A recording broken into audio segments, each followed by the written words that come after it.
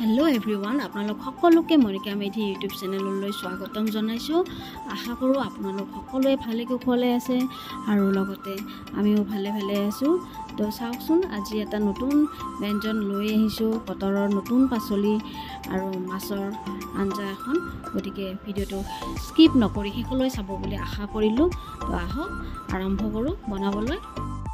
এতিয়া বজাৰত সজিনা ওলাবলৈ আৰম্ভ কৰিছে।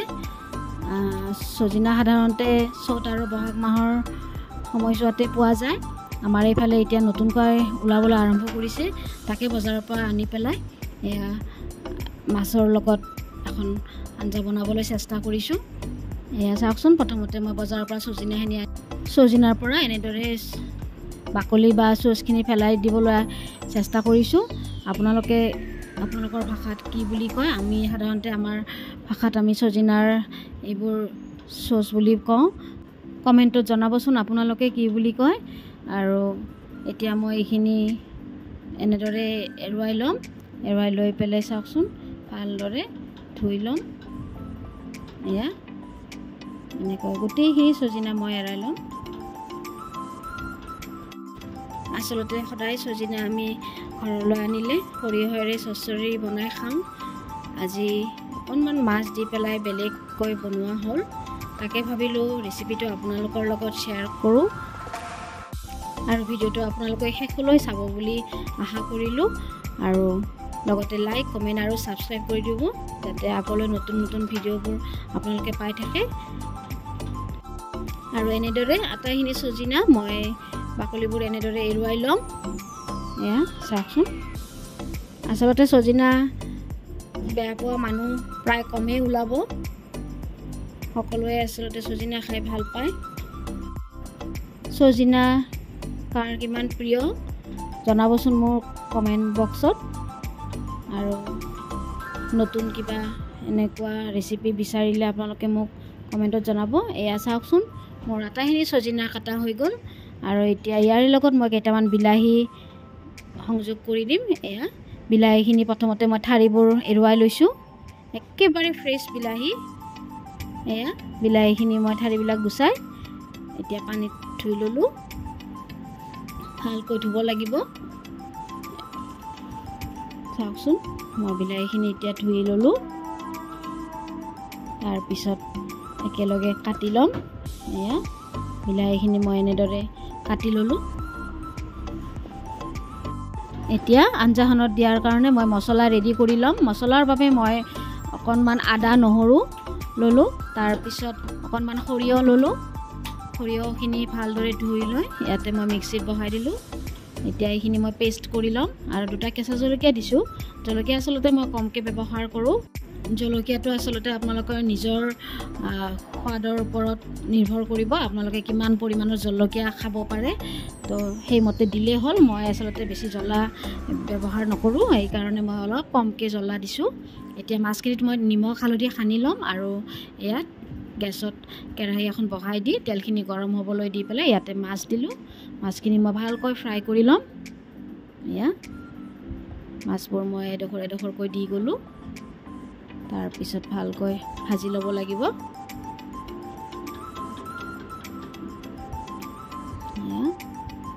মই মাছখিনি ভালদৰে ৰংচোৱাকৈ ভাজি ল'লোঁ। এতিয়া ৰৈ যোৱা তেলখিনিতে মই অকণমান ফোৰণৰ বাবে গোটা শুকান জলকীয়া আৰু তেজপাত আৰু অকণমান পিঁয়াজ দিলোঁ। এইখিনি মই ভালকৈ ভাজি ল'ম। পিঁয়াজখিনি ৰংচোৱা হৈ অহাৰ পিছত মই ইয়াতে সজিনা আৰু আলু লগতে বিলাহীখিনি বহাই দিম। এয়া চাওকচোন, মই এইখিনি পাচলি ৰেডি কৰি লৈছিলোঁ, এইখিনি এতিয়া মই বহাই দিম। ইফালে মোৰ মাছখিনিও ভাজা হৈ গ'ল। মাছখিনি উঠাই ল'লোঁ কেৰাহীৰ পৰা।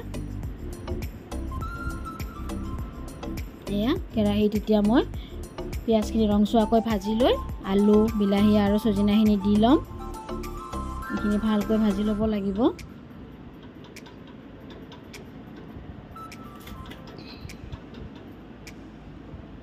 আটাইখিনি বস্তু ভালদৰে মিহলি কৰি মই ভালকৈ ভাজি ল'ম। এয়া চাওকচোন,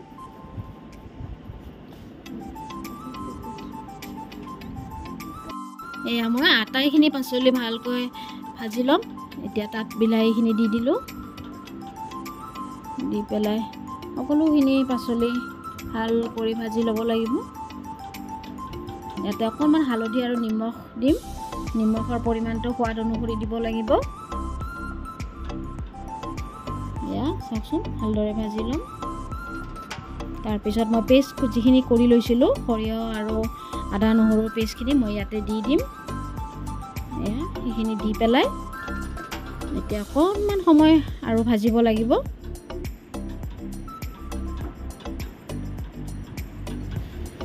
সৰিয়হখিনি এয়া ইয়াতে অকণমান বেহৰৰ লগত মই পানী দি দিছোঁ, নহ'লে বেহৰখিনি বেছিকৈ ভাজা গ'লে আৰু তিতা অকণমান লাগে, গতিকে বেহৰখিনি যাতে বেছিকৈ ভাজি লোৱা নহয়, তো তাৰ কাৰণে মই অকণমান পানী দিছোঁ। এয়া চাওকচোন, এনেকুৱা কৰিলে আচলতে বেহৰ বা সৰিয়হখিনি তিতা তিতা নালাগে, নহ'লে কেতিয়াবা তিতা লাগে বেছিকৈ ভাজাৰ বিনিময়ত।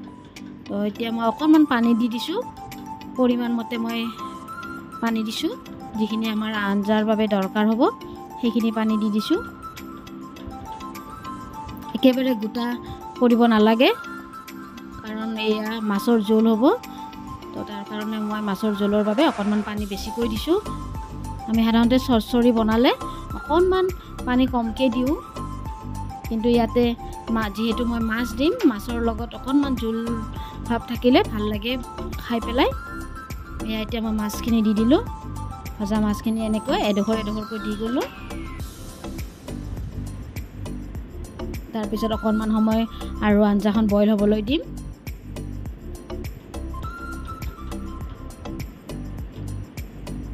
এয়া আপোনালোকে দেখিবলৈ পাইছে, এই আঞ্জাখনৰ জুতি আচলতে ইমানেই সোৱাদ লাগে নহয়, আপোনালোকে এনেকৈ বনাই খাব কেতিয়াবা।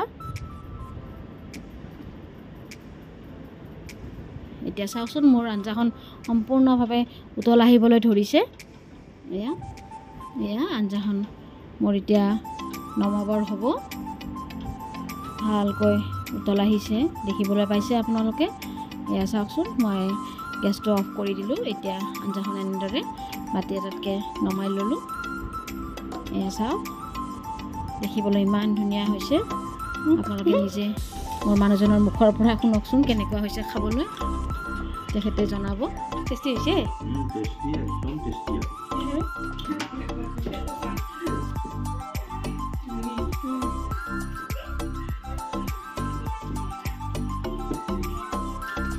তো গাইজ, আজি এয়াই আছিলে মোৰ চজিনা আৰু মাছৰ আঞ্জাৰ ৰেচিপি। আৰু লগতে ভিডিঅ'টো ভাল লাগিলে লাইক কমেণ্ট আৰু ছাবস্ক্ৰাইব কৰি দিব, আৰু লগতে শ্বেয়াৰ কৰি দিব। তো পুনৰবাৰ আকৌ এটা নতুন ভিডিঅ'ত লগ পাম। আজিলৈ ধন্যবাদ সকলোকে ভিডিঅ'টো শেষলৈ চোৱাৰ বাবে। বাই।